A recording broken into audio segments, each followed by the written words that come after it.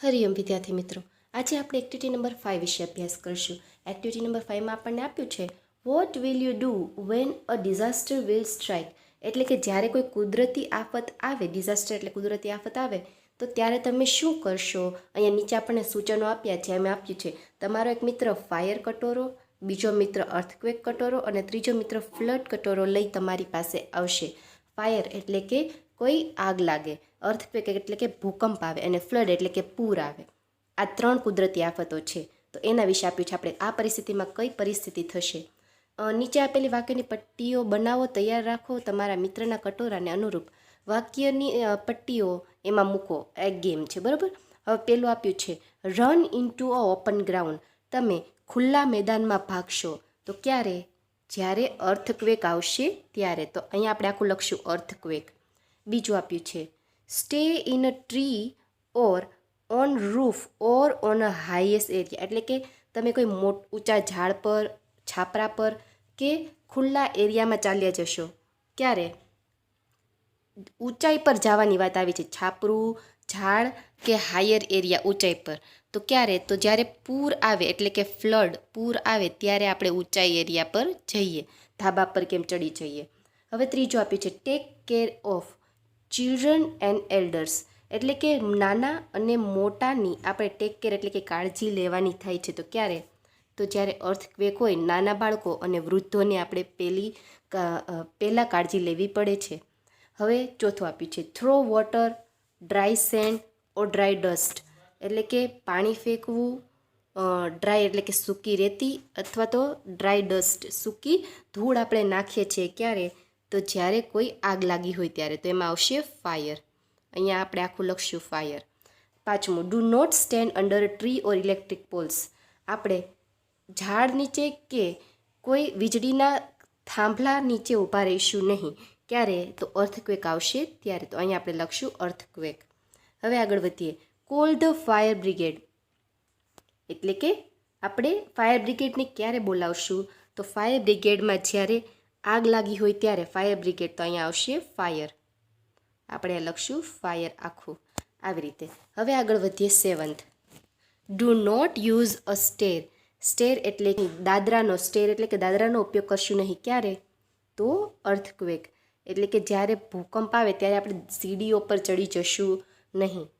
Switch off ઇલેક્ટ્રિસિટીઝ, એટલે કે વીજળીનો પુરવઠાને આપણે સ્વિચ ઓફ એટલે કે બંધ કરી દઈએ. ક્યારે? કે જ્યારે ફાયર એટલે કે આગ લાગી હોય ત્યારે, અથવા તો ફ્લડ એટલે કે પૂર આવ્યું હોય ત્યારે. તો આ પરિસ્થિતિમાં આપણે અર્થક્વેક, ફાયર અને ફ્લડ, આ ત્રણ કુદરતી આફતોમાં આપણે આ કાર્ય કરવું જોઈએ. હવે આગળ વધીએ એક્ટિવિટી નંબર 6 તરફ. એક્ટિવિટી નંબર 6માં આપણે આપ્યું છે place letter in their right order to form the name of flower.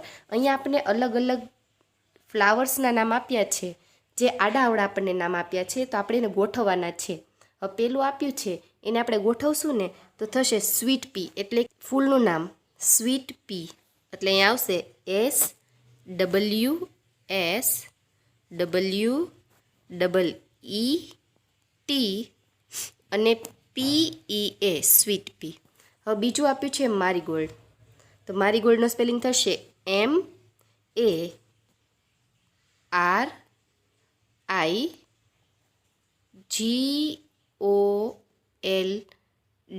મારીગોલ્ડ. ત્યારબાદ થશે આ સ્પેલિંગ આપ્યો છે એને ગોઠવશું તો થશે જેસ્મીન, JAS, આપણે બાજુમાં લખીએ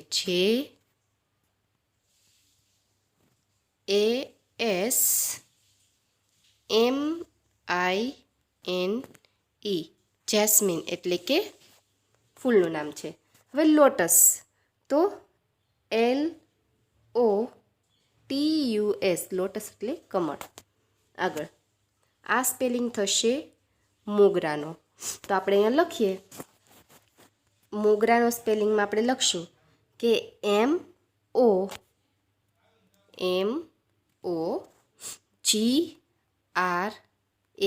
મોગરા. ત્યારબાદ છે ડહાલિયા. તો ડહાલિયામાં આપણે આ સ્પેલિંગ પાછળથી છે એ જ ખાલી ફેરવવાનો રહેશે. ત્યાર પછી ફ્લોક્સ, અહીંયા PHLO ફ્લોક્સ. ત્યાર પછીનું આપણે આગળ જોઈએ તો આપ્યું છે ફ્લોક્સ અને ત્યારબાદ હબિસ્કસ. તો અહીંયા આપણે ગોઠવશું હબિસ્કસનો આખો સ્પેલિંગ અહીંયા લખશું. તો બાળમિત્રો આપણે આ રીતના ફૂલના આડાઅવળા જે સ્પેલિંગ આપ્યા છે એ સ્પેલિંગને ગોઠવીને વ્યવસ્થિત આપણે લખવાનો રહેશે. હવે આગળ વધીએ આપણે એક્ટિવિટી નંબર 6B. તો આપણને આપ્યું છે you have a visited your school garden and see different kind of plant and scrubs and trees. The grid has a name to different part of tree. હવે ઝાડના અલગ અલગ ભાગોના નામ અહીં આપ્યા છે. Look for these words. આ શબ્દો જુઓ: buds, pods, leaves, stem, roots, thorns, branches and flowers. Pods એટલે કે સિંગો, જે અલગ અલગ અમુક વનસ્પતિ હોય છે જેને સિંગો પણ આવતી હોય છે.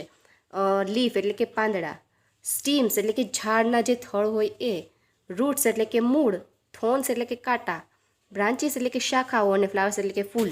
તો આ જે તમને 7 સ્પેલિંગ દેખાય છે એ આપણે અહીં નીચે જે ગેમ આપી છે એમાં જોવાના છે. તો એમાંથી આપણે ગોતીને લખવાના છે. Find out as a fact as you can, vertically, horizontally or diagonally. એટલે કે ઊભા, આડા કે તમે ત્રાંસા જે બની શકતા હોય એ સ્પેલિંગ ગોતીને તમારે અહીં લખવાના રહેશે. જેમ કે અહીં તમે જોશો તો બર્ડ, BUD, બર્ડ આપેલો સ્પેલિંગ આપેલો છે. ત્યારબાદ તમે જોશો તો અહીંયા આપેલો છે પોડ, POD. ત્યારબાદ આપણને જોઈ શકો છો કે અહીંયા આપ્યું છે સ્ટીમ, STEM, સ્ટીમ, અને થોર્ન. અહીંયા આખું જોશો એટલે થોર્ન્સ મળી જશે. ત્યારબાદ તમે અહીં જોઈ શકો છો બાજુમાં લીવ્સ એટલે કે પાંદડાઓ, અને નીચે તમે હજી આપ્યું છે. ત્યારબાદ તમે જોઈ શકો છો અહીં આપ્યું છે નીચે બ્રાન્ચીસ એટલે કે શાખાઓ, અને સૌથી નીચે આપ્યું છે રૂટ્સ એટલે કે મૂળ. તો આ રીતે તમે 7 સ્પેલિંગ છે એ ગોતીને તમે અહીં વ્યવસ્થિત રીતે લખી શકો છો. આપણે આવી રીતે રાઉન્ડ કરવાનું રહેશે. હવે આગળ જોઈએ એક્ટિવિટી નંબર 7. એક્ટિવિટી નંબર 7માં ખૂબ જ સરસની એક પોએમ આપ્યું છે, રિસાઇટ એન્ડ સિંગ અલાઉડ. અહીંયા A અને Bમાં આપ્યું છે સરસ મજાની. જેમ કે અહીંયા આપ્યું છે good night, sleep tight, wake up bright, in the morning light, to do what's right, what all your might. Bમાં આપ્યું છે the rain is raining all around, it falls on field and trees, it rains on the umbrella here and on the ship at sea. તો આ સરસ મજાનું જે તમે જોઈ શકો છો કાવ્ય ટાઈપનું નાની એવી પંક્તિઓ. તો આપણે આનું એક નાની એવી સરસ મજાની એક પોએમ આપી છે તો એની આપણે જોઈ લઈએ.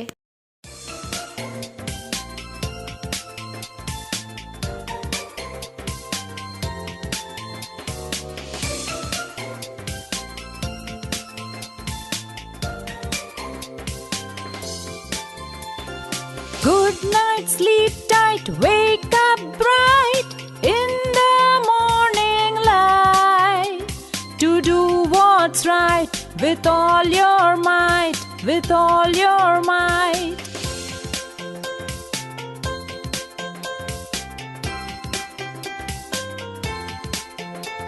The rain is raining all around, it falls on fields and trees. It rains on the umbrellas here and on the ships at sea, and on the ships at sea.